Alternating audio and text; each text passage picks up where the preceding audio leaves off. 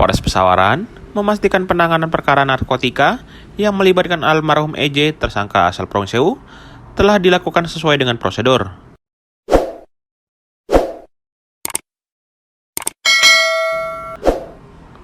EJ meninggal dunia setelah mengalami serangan jantung. EJ sempat mendapat perawatan medis di Rumah Sakit GMC Pesawaran sebelum akhirnya dinyatakan meninggal pada Sabtu 26 Juli 2025. Terduga tersangka ini atas nama IJF pada tanggal 26 Juli 2025 di hari Sabtu yang bersangkutan dilaporkan oleh piket jaga ruang tahanan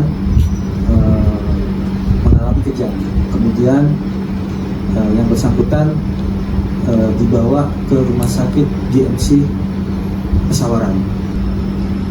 Pada saat awal datang, pasien datang itu masih dalam keadaan bernafas yang lambat namun dalam, masih menghembuskan nafas. Kemudian kami selaku tim medis memasangkan monitor kepada pasien.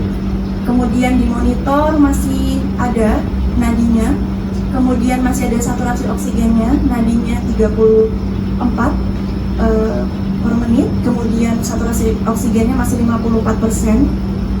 Kemudian setelah beberapa saat pasien kami pasang alat di monitor untuk mengecek tanda-tanda vitalnya, tiba-tiba kondisi pasien menurun.